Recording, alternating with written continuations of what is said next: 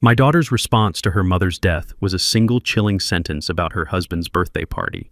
She had no idea that sentence just cost her a $5 million inheritance and that her real punishment was about to be delivered in front of all her important friends. Let me know in the comments where you are watching from, and please like and subscribe if you believe that respect for family is more important than any party. The silence in our home was a physical thing, a heavy blanket that smothered every sound, every memory. For 50 years, this house in the Atlanta suburbs had been filled with the sound of my wife, Lena. Her laughter from the kitchen, the soft murmur of the television as she watched her historical dramas, the sound of her humming as she tended to her garden. Now there was nothing.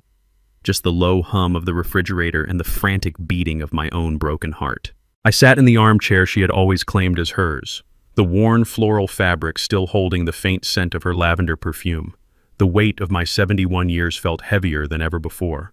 My hand trembled as I picked up my phone. Her face smiled back at me from the screen, a picture from our last anniversary. It took every ounce of my strength to navigate to my contacts and press the call button next to my daughter's name. Chloe, our only child, our pride and joy.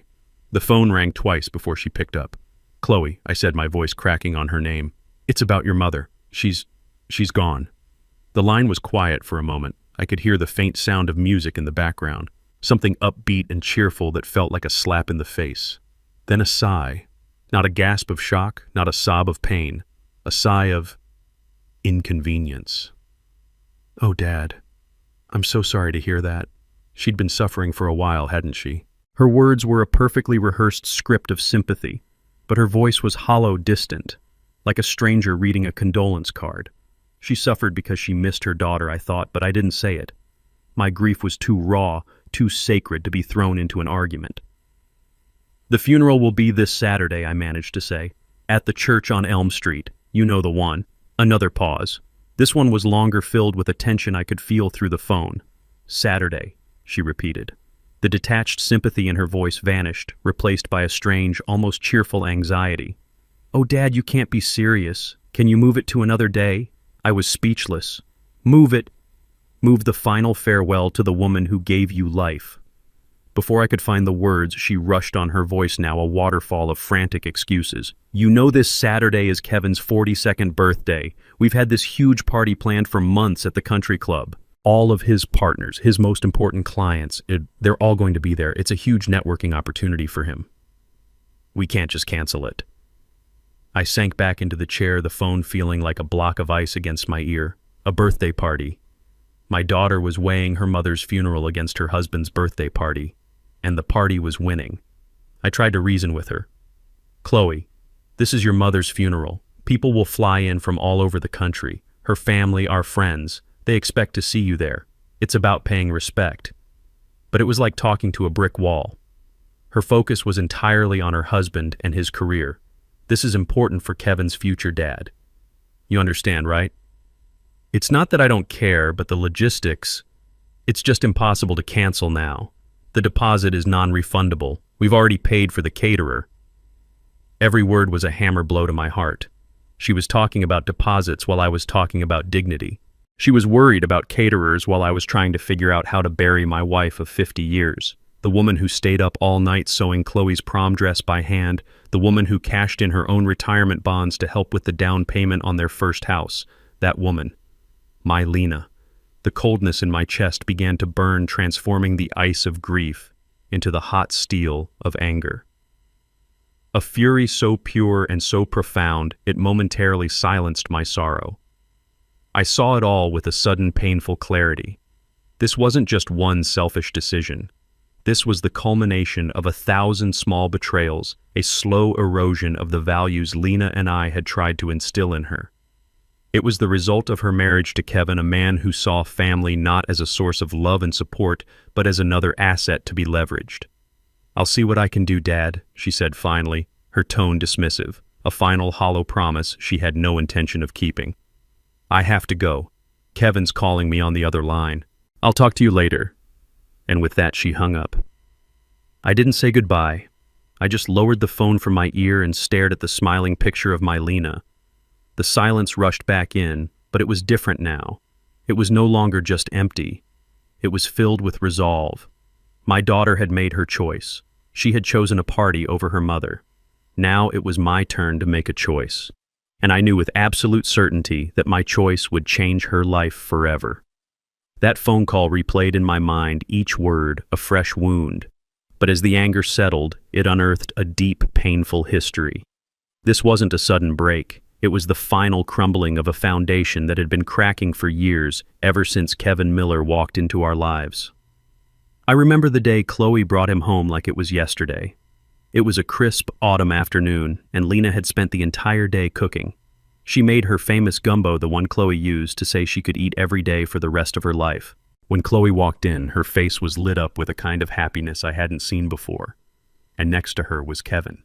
Tall, handsome in that clean-cut way, with a firm handshake and a smile that seemed to have been professionally polished. He was a financial advisor from Buckhead, he said, one of the wealthiest parts of Atlanta. He spoke of investments and portfolios with an easy confidence that impressed Lena, and I admit, even me. We saw a successful man, a white man who seemed to adore our daughter. We saw a secure future for her. We were so proud we were blind. The first crack appeared over dinner. Kevin looked into his bowl of gumbo, the rich, dark stew that held generations of our family's history, and he poked at it with his spoon. "It's very rustic," he said, the word hanging in the air like an insult. Lena's smile faltered for just a second. I saw the hurt in her eyes before she masked it. "It's an old family recipe," she said warmly, trying to bridge the gap. Chloe, who should have defended her mother's cooking, just laughed lightly. "Oh, Mom, Kevin's just used to five-star restaurants. His palate is a little more refined." Refined, that was the word she used. As if our food, our culture, was somehow crude. I watched my daughter, the girl who used to lick the gumbo bowl clean, now looking at it through a stranger's eyes, through Kevin's eyes. That night as we cleaned up, Lena was quiet. "He didn't like my cooking," she said softly, not as a question but as a statement of fact. I held her and told her the man was a fool with no taste, but we both knew something had shifted. Chloe was creating distance, putting up a wall between her new life and her old one. The small cracks began to multiply. Whenever they visited, Kevin would make subtle, dismissive comments. He called our neighborhood quaint, but his tone made it sound like run down. He'd look at the sturdy oak furniture I'd bought with the first big check from my construction company and say, "Have you ever considered something more minimalist?" Chloe would just smile and squeeze his arm, a silent signal of her allegiance. She was so caught up in the life he was offering her, the country club memberships, the European vacations, the designer clothes, that she couldn't see he was teaching her to be ashamed of where she came from. He was isolating her from us, one refined taste at a time, and she was letting him, eagerly. The first major tremor, the one that showed me the true nature of the man my daughter had married, came about a year later. We were all sitting in the backyard for a Sunday barbecue. It was a perfect Georgia day, the sun warming my face. Lena was showing Kevin the rose bushes she'd planted when Chloe was born. They were her pride and joy. I was grilling ribs, the smell of hickory smoke filling the air. It was a scene of perfect domestic peace. And then Kevin shattered it. He cleared his throat and looked at me with that slick professional smile of his. "Elijah," he began. "Chloe and I were talking. We've been looking at your finances and we think you and Lena are sitting on a gold mine with this house." I stopped turning the ribs. "What are you talking about, Kevin?" He gestured around the yard at the towering oak tree I planted the day Chloe took her first steps. "This property value has skyrocketed. You could sell this place cash out and move into a high-end retirement community. My firm actually manages a beautiful one just north of the city. Top-of-the-line amenities, 24-hour security, managed care. It would be a smart move, a way to secure your future." I looked at him, then at Chloe, who was nodding in agreement, a hopeful look on her face. They didn't see a home. They saw an asset. They saw a number on a spreadsheet. My voice was low and steady when I finally spoke. "This is not an asset, Kevin. This is our home."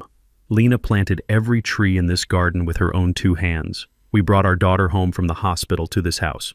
Every mark on the doorframe is a record of her growing up. You don't sell memories. I expected Chloe to understand. I expected her to jump in and say, "Of course, Daddy, he didn't mean it like that." But she didn't. She looked at me with frustration, her brow furrowed. "Dad, don't be so sentimental. Kevin is just talking about being practical. You're not getting any younger. This big house is a lot to maintain." Her words hit me harder than any insult from Kevin could have. Sentimental. She called me sentimental, as if a life's worth of love and labor was a foolish weakness. I turned off the grill. My appetite was gone. "The conversation is over," I said, my voice leaving no room for argument. "We will never sell this house." Kevin's smile tightened. He had lost, and he didn't like losing. But it was Chloe's reaction that truly broke my heart. Later, as they were leaving, she pulled me aside. "Why do you have to be so stubborn?" she whispered, her voice sharp with annoyance. "Kevin was just trying to help. You always have to be so difficult." Difficult. Because I wouldn't sell my soul for a profit. That was the day I realized the battle wasn't against Kevin. The battle was for my daughter's heart. And it was a battle I was beginning to fear I had already lost. After the argument about selling the house, the air between us grew thick with unspoken words. The visits from Chloe and Kevin became less frequent, more formal. They were brief, brittle affairs filled with polite, empty chatter that danced around the edges of the chasm that had opened up between us. The easy laughter that once filled our home was gone, replaced by a strained silence. I watched my daughter, and I saw a woman I was beginning not to recognize. She looked at her mother and me with a kind of polite pity, as if we were relics from a past she was trying to outrun. During this time, Kevin seemed to have dropped the subject of the house. But I've been in the construction business my whole life. I know that if you can't knock down a wall, you find another way in. And Kevin, I soon learned, was very good at looking for new doors. His new approach was subtler, more insidious. He stopped criticizing our home and started focusing on our money. My money. He would sit on our sofa sipping the sweet tea Lena offered him and talk casually about the stock market. He'd drop names of tech companies and use terms like aggressive growth portfolios and emerging market bonds. He was trying to sound impressive, to make me feel like the world of modern finance was a language I couldn't possibly understand. He was trying to make me feel old and out of touch. He wanted me to think that the money I had painstakingly earned over 45 years of hard labor and smart conservative decisions was somehow obsolete, wasting away in simple savings accounts and low-yield bonds. He was planting a seed of doubt, hoping it would grow into fear. And fear, as he knew, makes people do foolish things. The campaign of subtle hints escalated one Tuesday evening. Kevin called and said he and Chloe wanted to come over to discuss something important. "A family matter," he'd said, his voice laced with a manufactured seriousness. They arrived not with a bottle of wine or a bouquet of flowers for Lena, but with a sleek leather briefcase.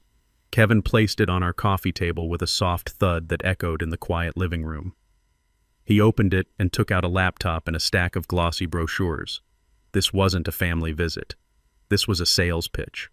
For the next hour, he presented a slideshow filled with charts and graphs I could barely read. He spoke about market volatility, about inflation, about the necessity of taking calculated risks to secure our legacy. The word made me want to laugh.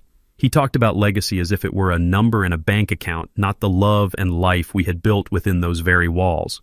Finally, he got to the point. He had identified a unique investment opportunity, a high-risk, high-reward tech fund managed by his firm. It promised returns that sounded too good to be true. And as my father used to say, if it sounds too good to be true, it is. All I had to do, he said with a gleaming smile, was liquidate my entire life's savings and transfer it to him. He would handle the rest. He would make our money work for us. I let the silence hang in the air after he finished. I looked at the confident, predatory smile on his face. I looked at my daughter, who was watching me with an expectant, almost desperate expression. She had already bought into the fantasy he was selling. She saw a future of even greater wealth, a shortcut to the life she craved. She didn't see the danger. She didn't see the disrespect. I leaned forward, placing my hands on my knees. My hands are rough, calloused from decades of work. They are the hands of a man who built things, real things, not a man who shuffles numbers on a screen. "Kevin," I said, my voice calm and measured. "I appreciate the presentation. It was very colorful." I saw a flicker of annoyance in his eyes. "But let me tell you something. I started my construction business with a used pickup truck and $2,000 I'd saved from working 2 jobs. I built it from the ground up from nothing. I've managed payrolls, I've negotiated million-dollar contracts, and I've weathered 3 recessions. I know how to manage my money, and the first rule I ever learned is you don't put all your eggs in one basket, especially a basket you don't understand and can't see." I tapped one of his glossy brochures. "You're asking me to give you everything I've ever worked for, everything I've built, to protect my wife and my family, and trust it to a fund full of companies I've never heard of. I'm not going to do that. Kevin's professional mask slipped. The polished smile was gone, replaced by a tight, angry line. Elijah, he said, his voice dripping with condescension. With all due respect, the world has changed. You can't just let money sit in a savings account. That's not how wealth is built anymore. That is how my wealth was built, I countered, my voice hardening. It was built with sweat and caution, not with gambling. The room was thick with tension. Chloe jumped in, her voice pleading. Daddy Kevin's one of the best advisors in the city. He's just trying to help us, to help you. I looked at my daughter. Is he Chloe, or is he trying to help himself? The accusation hung in the air, undeniable. Kevin snapped his laptop shut and began packing his briefcase with sharp, angry movements. He knew he had lost. His pride was wounded. The visit ended moments later with cold, clipped goodbyes at the door. I knew it wasn't over. I knew he would use my daughter as his weapon. And I was right. She came back 2 days later. Alone. The moment she walked in the door, I could see the storm in her eyes. She didn't even sit down. She stood in the middle of the living room, her arms crossed her body, rigid with anger. How could you? She started, her voice shaking. How could you embarrass Kevin like that? He comes here on his own time, trying to do something nice for you, trying to secure your future, and you treat him like a criminal. I remained seated. I treated him like a salesman, Chloe, which is exactly what he was. He's not a salesman, he's my husband. He's family. She yelled the word family, sounding like an accusation. Why do you always have to be so suspicious? Why do you always think someone is trying to scam you? He was just trying to help.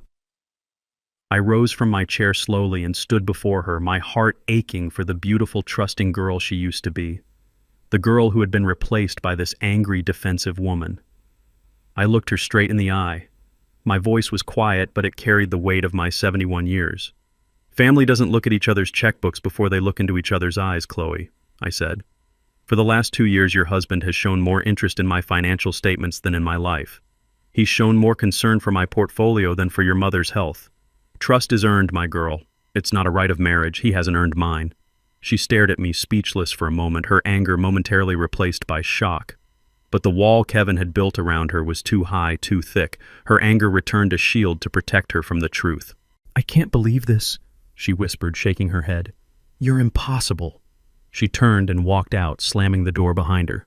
The sound echoed through the house, a definitive, final sound. The visits didn't just become less frequent after that. They stopped. The chasm between us had become a canyon, and I was standing on one side watching my daughter disappear into the distance on the other. The silence that followed Chloe slamming the door was a different kind of quiet. It wasn't the peaceful quiet of a settled home. It was the dead quiet of a wound, a silence that festers. For a while, life continued on the surface. Lena and I fell back into our rhythm, a dance of 50 years that needed no words. We tended the garden, we read on the porch, we watched old movies.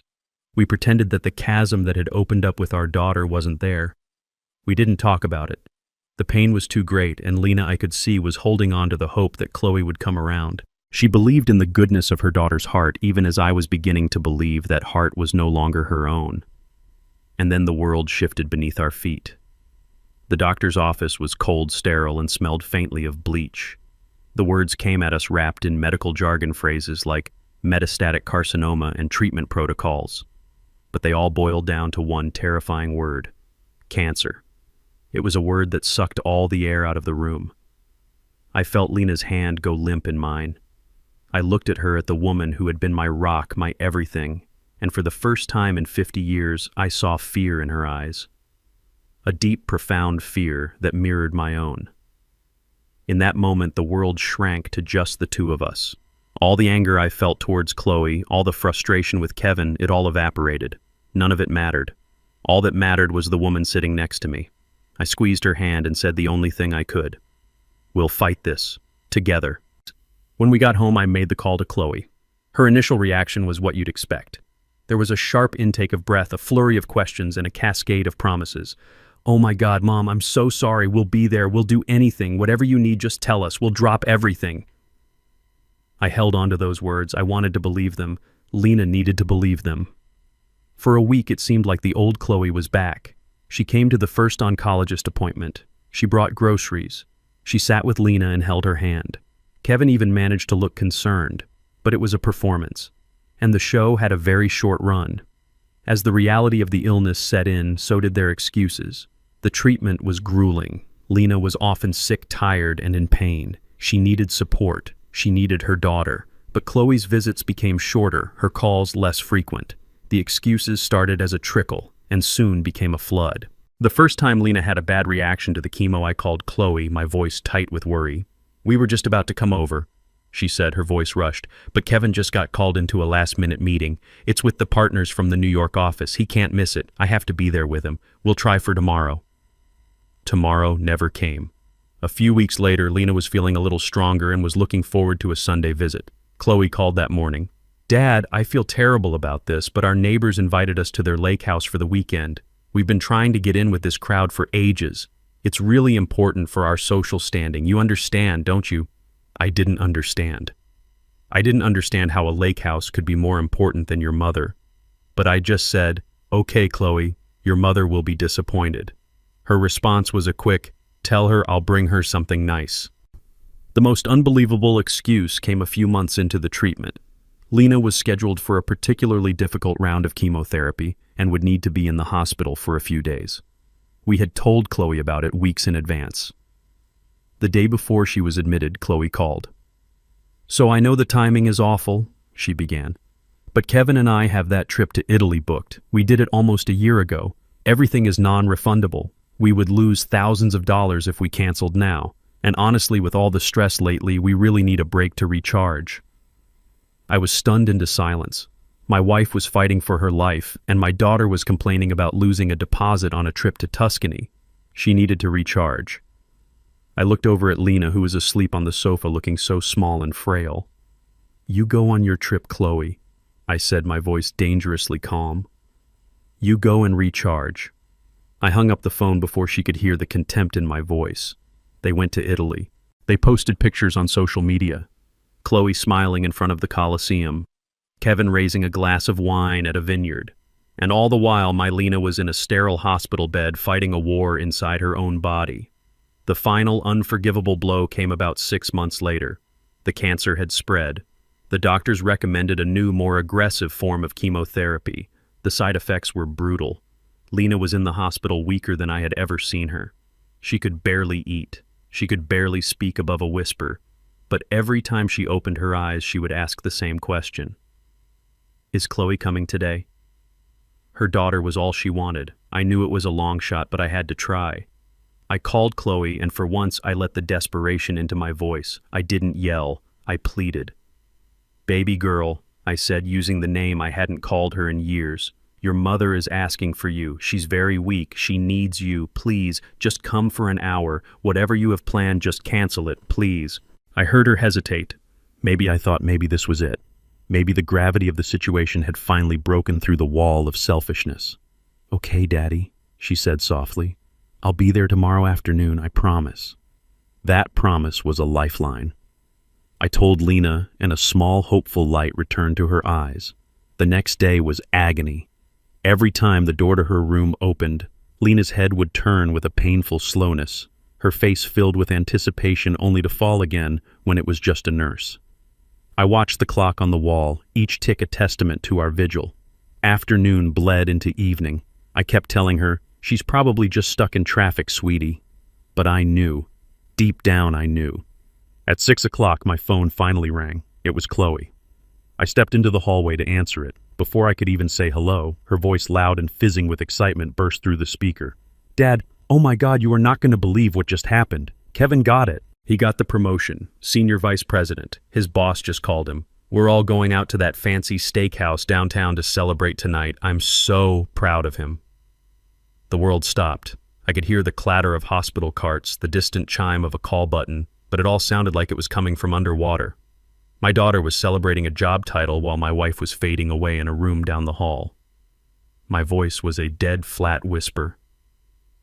"What about your mother, Chloe?" Her excitement didn't even dip. "Oh, right, gosh, I'm so sorry. With all this excitement, I completely forgot. I can't make it to the hospital now, obviously. This dinner is a command performance. Just tell Mom congratulations for us, will you? And tell her I love her and I'll try to come by this weekend." Try. She would try. I hung up the phone without another word. I stood in that sterile hallway for a long time, my hand resting on the cool wall, steadying myself. I had to compose my face. I had to erase the rage and the heartbreak. I had to go back into that room and lie to the love of my life. I walked back in and sat by her bed. She looked at me, her eyes full of questions. "Was that Chloe?" she whispered. I took her hand. It felt as fragile as a bird's wing. "Yes, sweetie," I said, forcing a smile that felt like it was cracking my face. "She sends all her love. She got tied up in a huge last-minute project at work. A real emergency. You know how dedicated she is. She's so sorry, but she'll be here just as soon as she can." Lena looked at me, her gaze searching my face. She knew. A mother always knows. She tried to smile back, a faint, heartbreaking curve of her lips. "Of course," she whispered. "She's a busy girl. My busy, successful girl." But the light in her eyes dimmed. The flicker of hope was gone, replaced by a deep, weary sadness that I knew mirrored my own. In that moment, watching the profound disappointment settle over my wife's face, I knew with a certainty that was as cold and hard as steel that my daughter was gone. The person on the other end of that phone was a stranger who had chosen promotions and parties over family and love. I sat there all night holding Lena's hand, listening to the steady beep of the machines that were keeping her alive. I was grieving for two people that night. My wife, who was slowly leaving this world, and my daughter, who was already gone. I hung up the phone after Chloe's birthday party excuse, and the memories of the past few years rushed back, not as a hazy fog of sadness, but as a series of sharp, clear exhibits in a case against her. The disrespect over the gumbo, the attempt to sell our home, the pressure to hand over my life savings, the chilling indifference to her mother's suffering. It was a pattern, a long, slow, calculated campaign of selfishness, orchestrated by her husband and executed by my daughter. That final phone call wasn't an isolated incident. It was a verdict. It was the moment the jury came back and declared her guilty of a crime worse than greed, the crime of a hollow heart.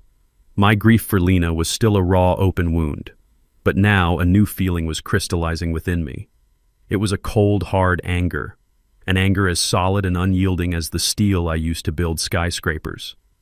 The passive sorrow of a victim was gone, replaced by the focused resolve of a man with a final necessary job to do. I was no longer just a grieving husband. I was the sworn protector of my wife's legacy, and I would not fail her in death as I had failed to protect her from the slow-burning pain of her daughter's neglect in life. I stood up from Lena's armchair, my joints protesting but my purpose straightening my spine. I walked over to the old roll-top desk in the corner, the one where Lena kept her address book and paid the bills. My hand was steady as I picked up the phone again. This time, I didn't call my daughter. I called my lawyer. Marcus Thorne has been more than my lawyer for 40 years. He's been my friend. We came up together, two young black men trying to make our way in a world that wasn't always eager to let us in. He understood the value of hard work and the meaning of a legacy. His voice was full of genuine sorrow when he answered. "Elijah, my friend, I was so sorry to hear about Lena. My heart is with you." "Thank you, Marcus," I said, my voice devoid of the emotion I knew he expected. "I need to see you. Right now. We need to change the will." There was a pause on the other end of the line. "Elijah," he said gently, "are you sure now is the right time? You're grieving. You shouldn't make any rash decisions." "This isn't a rash decision, Marcus," I replied, my tone leaving no room for debate. "This is the clearest decision I've made in 10 years. I'll be at your office in 30 minutes. The drive to Marcus's office was a blur. My mind was a whirlwind of planning, of strategy. When I sat down in the familiar leather chair opposite his mahogany desk, I didn't waste any time. "I want Chloe out," I said bluntly. "And Kevin. I want them removed from the will, completely." Marcus leaned back, steepling his fingers. He had the patient, thoughtful face of a man used to dealing with high emotions. "I can do that, Elijah. It's simple enough. But I have to ask you to think about this. She's your only child." "She stopped being my child the moment she chose a birthday party over her mother's funeral." I said the words tasting like ash in my mouth. "But I don't want to just cut her out. That's too easy. It's too clean. She'll just think I'm a bitter old man who acted out of anger. She'll tell herself a story where she's the victim and she'll move on with her life, her and that leech she married. I leaned forward, my hands flat on his desk. I don't want her to move on, not yet. I want her to understand. I want her to feel the weight of what she threw away.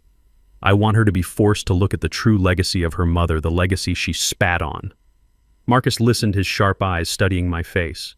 He saw that this wasn't just about anger, it was about justice. A very specific, very personal kind of justice. "What are you proposing, Elijah?" he asked. And that's when the plan began to take shape, piece by painful piece. We talked for over 2 hours. At first, my ideas were raw, fueled by rage, but Marcus, with his calm, logical mind, helped me refine them. He helped me turn my raw anger into a precision instrument. The goal was not just to punish, but to illuminate. We would attack the two things Chloe and Kevin valued above all else, their money and their public image. I wouldn't just disinherit her, I would redirect the inheritance. I would take the $5 million they were so eagerly waiting for, and I would turn it into a monument to everything Lena stood for and everything they had rejected. First, I said, the idea forming in my mind with a beautiful, terrible clarity. The bulk of the money, everything they thought would be theirs, will go to the hospice. The very place where Lena spent her last days, cared for by nurses who showed her more compassion than her own daughter did. We will donate it in her name, a massive publicly announced donation. I want a plaque on the wall, the Lena Vance Memorial Wing. I want them to have to drive past that building and see her name, knowing it was built with their inheritance. Marcus nodded slowly, a small smile playing on his lips. That's a powerful statement, Elijah. I'm not finished, I said. Lena was a history teacher. She believed in education. She believed in giving a hand up to kids from our old neighborhood, kids who had the brains, but not the money. So we're going to create something else. The Lena Vance Scholarship Fund. It will provide full-ride 4-year scholarships to university for underprivileged African-American students from our community. Her legacy won't be a new sports car for Kevin or a bigger house for Chloe. Her legacy will be doctors and lawyers and engineers who came from nothing just like I did. A legacy of hope, not greed. Now Marcus was truly smiling. And how, he asked, do you plan on delivering this news? My own smile was grim. That's the final piece. I'm going to wait. I'm going to let them think they're safe. They'll come crawling back after the funeral full of fake apologies trying to secure their position. And I'm going to let them. And then when the time is right, I'm going to deliver the news myself. I thought for a moment, and then the perfect poetic justice of it all hit me. Chloe told me she couldn't come to her mother's funeral because of Kevin's birthday party. The party he just had to have for his career. I think that would be the perfect venue, in front of all his important friends and business partners. I'll give him a birthday present he will never, ever forget. Marcus looked at me, his expression a mixture of awe and concern. Elijah, that's brutal. No, Marcus, I said, standing up, feeling lighter than I had in months. It's not brutal. It's precise. It's earned. It's what Lena deserves. Her memory won't be a footnote in their greedy lives. It will be the headline, and I will write it myself. The funeral was a quiet, dignified affair.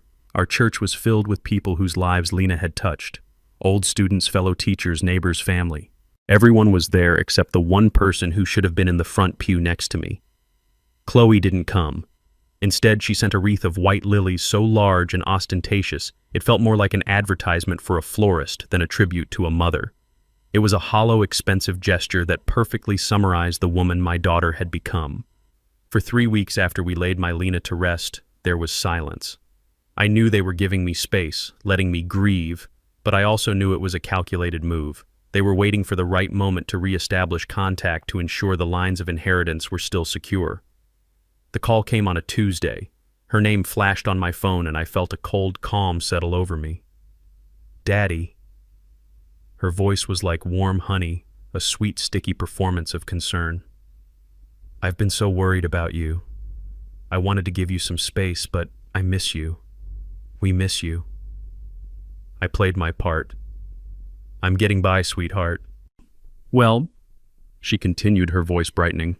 Kevin and I thought what you really need is to get out of the house, to be around family. You know his birthday is this Saturday and we're having a big party at the club. We want you to be the guest of honor. It would mean the world to us if you came. There it was. The invitation. an olive branch not of peace but of greed, a way to parade their forgiving nature in front of their friends while ensuring the old man and his money were still in their grasp. This was my moment, the opening I had been waiting for. "Of course, Chloe," I said, my voice perfectly level. "I wouldn't miss it. In fact, I have a very special birthday gift for Kevin that I'd like to give him." I could almost hear the sigh of relief on the other end of the line, the sound of a trap snapping shut on the trappers themselves. "Oh, Daddy, that's wonderful. He'll be so thrilled," she chirped. "Oh, he'll be something I thought, but it won't be thrilled." The night of the party, I put on my best suit, the charcoal gray one Lena always said made me look distinguished. I drove to the Northwood Country Club, a place of sprawling green lawns and hushed old money. As I gave my car to the valet, I could hear the sound of forced laughter and clinking champagne glasses drifting from the grand ballroom. This was their world. A world built on surfaces, on appearances, on who you knew and what you owned. Walking in, I felt like a ghost from another time.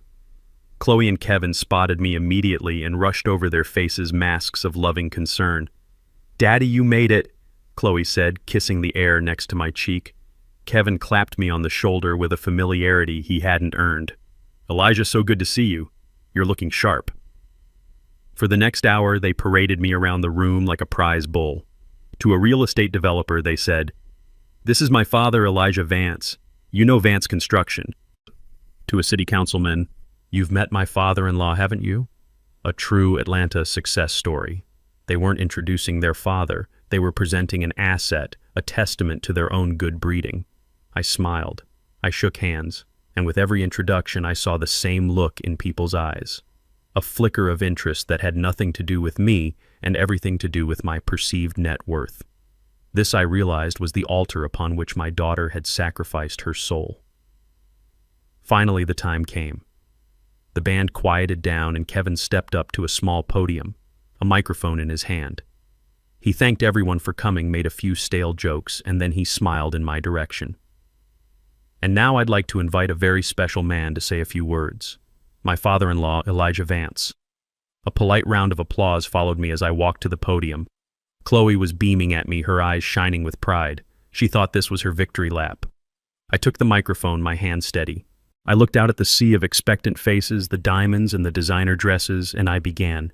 "Thank you, Kevin. It's an honor to be here to celebrate your birthday." I started softly, my voice filled with a warmth that was entirely genuine, for it was born from my love for the daughter I once had. When a man gets to be my age, he spends a lot of time thinking about family. I remember when Chloe was just a little girl. I'd come home from a long day on a construction site covered in dust, and she'd run into my arms without a second thought. I saw Chloe's eyes glisten with tears. She was enjoying the show. You watch your children grow. You give them everything you can, and you hope you've raised them right. You hope they find a partner who makes them happy. And seeing Chloe so happy with you, Kevin, has brought an old man a lot of peace. They were lapping it up. The entire room was smiling, nodding. It was the perfect, heartwarming speech. I paused. I took a slow breath, letting the silence stretch. And then my voice changed. The warmth was gone, replaced by cold, hard steel.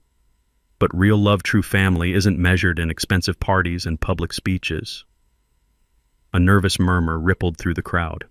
Chloe's smile faltered. It's measured by who shows up when the lights go out. It's measured in the quiet moments, in the sterile silence of a hospital room in the middle of the night. I locked eyes with my daughter and I did not look away. For the last year of her life, my wife Lena fought a terrible battle with cancer. She was brave and she was dignified. But she was also scared, and she was lonely. She spent countless hours in a hospital bed hoping to see the face of her only child. Chloe's face had gone pale. Kevin's hand, which had been resting on her back, now gripped her arm. "I know many of you here tonight are very busy people," I continued, my voice growing stronger, resonating through the suddenly silent ballroom. "You have important meetings, business trips, social engagements. I understand that. My daughter, she had something very important too. When her mother passed away when the funeral was scheduled, she told me she couldn't make it." I let the words hang in the air, a collective gasp echoing in the room. She couldn't come to her own mother's funeral because it conflicted with this very party, her husband's birthday, A party she told me was, and I quote, too important for his career to miss. The color drained completely from Chloe's face. Kevin looked like he had been struck by lightning. "My wife gave our daughter the gift of life," I said, my voice thick with a grief that was still raw. "And when she lay dying, when all she wanted was the comfort of her child's presence, that child was busy tasting cakes and choosing champagne for a party. She abandoned her mother in her darkest hour for a night of networking." I looked away from them and towards the back of the room where my friend Marcus was standing. I gave him a slight nod. He began walking forward, carrying a large, elegantly wrapped gift box. The entire room turned to watch him. I turned back to Kevin. "But a promise is a promise. I told you I had a special gift for you, Kevin, and here it is, a gift that you and my daughter have so profoundly earned." Marcus placed the box on a table in front of the podium. My daughter was openly sobbing now, her whole body shaking. Kevin stared at the box as if it were a bomb. "Go on," I urged. "Open it. It's for you." With trembling hands, he fumbled with the ribbon and tore off the paper. He lifted the lid. The crowd craned their necks to see. But there was no watch, no keys to a new car, no checkbook. There was only a single, beautifully framed document. I took the microphone for the last time. My voice was no longer angry. It was the voice of judgment, calm and absolute. "You see," I announced, my voice booming through the speakers, "in the weeks since my wife's passing, I have been restructuring my estate. The inheritance you both were so patiently waiting for. I liquidated the primary assets, that $5 million you were so keen on helping me invest, Kevin." I pointed to the frame in his hands. "That is a certificate of donation. I have donated the entire $5 million in my wife's name to the Northside Hospice, the wonderful facility where Lena spent her final days surrounded by nurses who showed her more grace and compassion than her own flesh and blood ever did. The money will be used to build a new wing, the Lena Vance Memorial Wing, so they can provide comfort to other families, to real families who sit by the bedsides of those they love." A wave of shock rolled through the audience, but I wasn't finished. "And that's not all," I said, my voice ringing with a power they had never heard from me before. "I have also used my remaining funds to establish the Lena Vance Scholarship Fund. It will provide full 4-year university scholarships to underprivileged African-American students from the neighborhood where Lena and I grew up. Her legacy will not be a bigger house in Buckhead or a new portfolio of stocks. Her legacy will be generations of doctors, teachers, and leaders who will build a better world. Her legacy will live on through them, not through those who abandoned her." I placed the microphone gently back on the stand. I looked one last time at the wreckage of their faces. At my daughter, whose tears were not for her mother, but for her lost fortune. At her husband, whose public humiliation was a portrait of pure, impotent rage. I had said everything that needed to be said. Without another glance, I turned and walked out of the ballroom, leaving them to the judgment of the silent, staring crowd and the deafening echo of their own greed. I didn't stay to watch the fallout. I didn't need to. As I walked through the ornate doors of the country club and into the cool night air, I could feel the shockwaves ripple behind me. I could imagine the frantic whispers, the sideways glances, the hurried exits of guests, not wanting to be associated with the spectacular implosion of the Miller family's reputation. The story of that night would spread through their elite circles like wildfire, a delicious piece of gossip about the greedy son-in-law and the heartless daughter who were publicly disinherited in the most dramatic way possible. Kevin's career, built on a carefully constructed image of success and trustworthiness, was ruined. Who would trust their money to a man so publicly exposed as a shameless, grasping parasite? His ambition had been his god, and I had simply shown his fellow worshippers that their god had feet of clay. I didn't do it for them, though. I did it for Lena. In the days that followed, I found a new kind of peace. The heavy, oppressive silence in the house was gone, replaced by a quiet stillness that felt respectful, even sacred. I spent my time in Lena's garden, pulling weeds and tending to her roses. I found myself talking to her, telling her about my day, about the progress of the scholarship fund, about the plans for her memorial wing at the hospice. And in the rustle of the leaves and the warmth of the sun on my back, I felt her presence. I felt her approval. I didn't hear from Chloe, not a call, not a text, not a single word. I knew she wouldn't reach out with an apology. Her pride and Kevin's rage would never allow that. She was likely clinging to one last desperate hope, the hope that my public declaration was just a threat, a cruel lesson, that in the end the legal documents, the will itself, would remain unchanged, that she was still my daughter, and blood in the end would be thicker than water. It was a hope I had instructed Marcus to extinguish with final legal precision.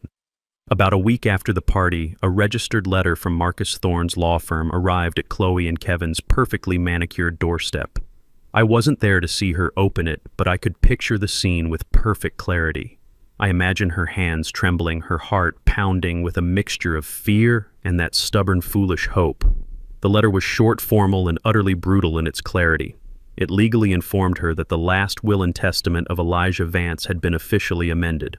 It detailed in cold legal language the establishment of the Lena Vance Memorial Wing and the Lena Vance Scholarship Fund as the sole beneficiaries of the $5 million trust. But it contained one final piece of information, one last twist of the knife I had saved just for her. The letter stated that upon my death, our family home, the house she grew up in, the house she had tried to convince me to sell, along with any remaining personal assets, would not go to her. It too would be sold, with all proceeds being transferred directly into the scholarship fund. She was left with nothing. Not a dollar, not a keepsake, not a single brick from the foundation of the life her mother and I had built. The letter was not an act of anger, it was an act of severance, a legal confirmation of a spiritual truth. She was no longer a part of our family's story. A few days later, on a bright, clear morning, I drove to the cemetery. I brought with me a large bouquet of white stargazer lilies, Lena's favorite. The cemetery was quiet, peaceful. I found her headstone, a simple, elegant piece of granite that read, Lena Vance, beloved wife and teacher, her legacy is love. I knelt down, my old knees cracking in protest, and carefully arranged the flowers. I traced the letters of her name with my rough fingertips. I stayed there for a long time, not saying anything at first, just feeling the peace of the place, feeling close to her. Finally, I began to speak my voice, a low murmur in the quiet air. Well, my love, I said, it's done.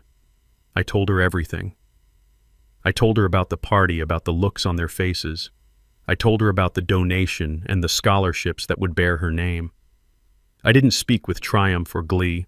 I spoke with a deep, profound sadness and a quiet, unshakable sense of rightness. I did the right thing, Lena, I whispered to the cool stone. I know I did. Your legacy was never about money. It was about love and kindness and the belief that every child deserves a chance to shine. It was about the sacrifices you made, the lives you touched as a teacher, the goodness you put out into the world. That legacy is safe now. It will grow, it will flourish, it will help generations of young people find their way. It will live on bright and immortal long after we are all gone. I took a deep breath, the air feeling clean and fresh in my lungs for the first time in a long time. As for me, I continued, I can finally let you go in peace. I have honored you, my love. I have protected you. I stood up slowly, the sun warming my back. I had lost a daughter, but I had saved the soul of our family. I had defended the honor and the memory of the only woman I ever loved. And in the quiet stillness of that cemetery, I knew it was a victory.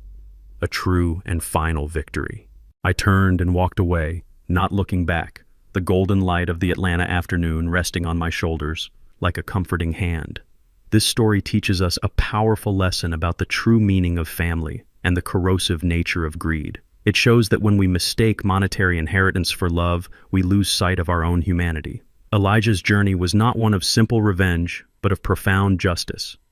He reclaimed his wife's memory from the shadow of neglect and redefined his legacy as one of compassion, generosity, and community. The ultimate lesson is that true wealth is not the money we leave behind, but the love we share and the respect we earn, especially in life's most difficult moments. What do you believe makes a true family legacy? Share your thoughts with us in the comments below.